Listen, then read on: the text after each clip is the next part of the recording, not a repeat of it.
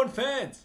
Here's your notice that London has an F1 themed bar, and here's everything you need to know about it. It's called F1 Arcade. It includes hundreds of sim racers, a bar, a restaurant, and even has DJs on weekends. And once you enter this place, you will love the design. The lights are in the shape of F1 tracks. There's an entire pit wall showing old races. And most hilariously, you'll find some funny quotes from some of the drivers right beside the bar. When you go here, you're most likely coming with a group of friends. You can book a sim based on the number of races you want to play, but you can walk in, and that's what I did. So when they bring you over to the sim, you got two large curved screens, you got your bucket seat, pedals, the actual F1 steering wheel. And what's really cool about the setup, you're seated in a similar F1 setup. The entire sim is also souped up with motion effects. So the steering wheel is going off as you're hitting those bumps and curbs on the road. And same with your seat, it'll shake.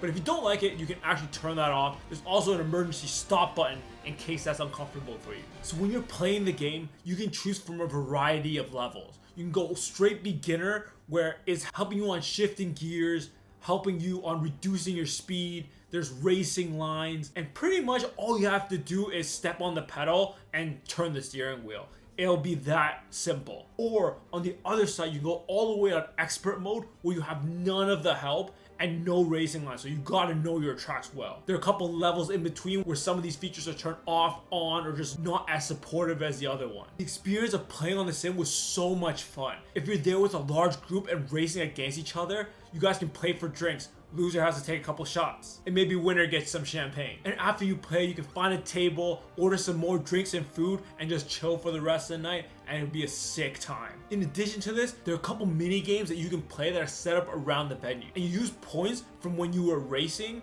to play these games. So you kind of have to do one before the other. You can't just go in willy-nilly and try to play. You have to play on the sim first to play these mini games. And the first mini game is called Lights Out. So you have the red lights on the screen as if the race is about to start, and once all 5 are lit up and lights out and away we go, then you click a button right on the bottom of the screen, and it's testing your reaction time. The faster you click it, the better your score, and the higher up you are on that leaderboard. The second game is called React. There are a couple buttons laid out on the wall in the shape of one of the tracks. What you're doing here is clicking each one as they're lighting up. Obviously, when you make a mistake, that's deducting points, and when you get it, it's adding points up. You're trying to get the most points possible and be on that top of that leaderboard.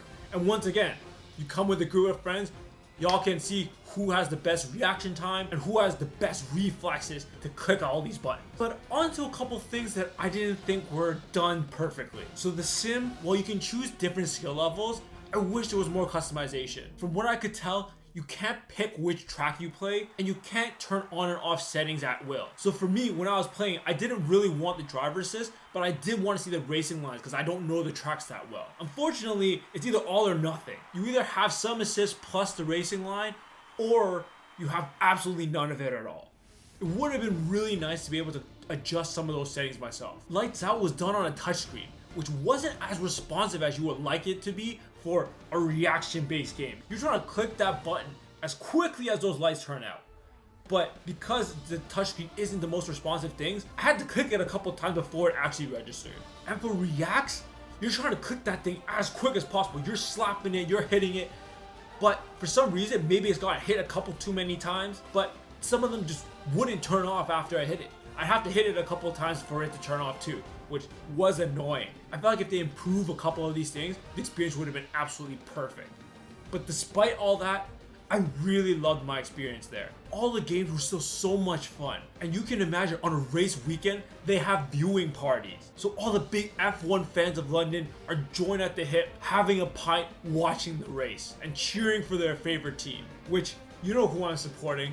Let's go, Lewis. This place is a fun-driven playground. And whether you're an F1 fan or not, you're gonna love this experience. It's honestly so much fun. But that kind of does it for this video. But if this is your first time finding out about F1 Arcade, smash that like button. And if you want to hear more things you should do while you're in London, smash that subscribe button so you get notified when I put out those videos. But I'll see you guys next time.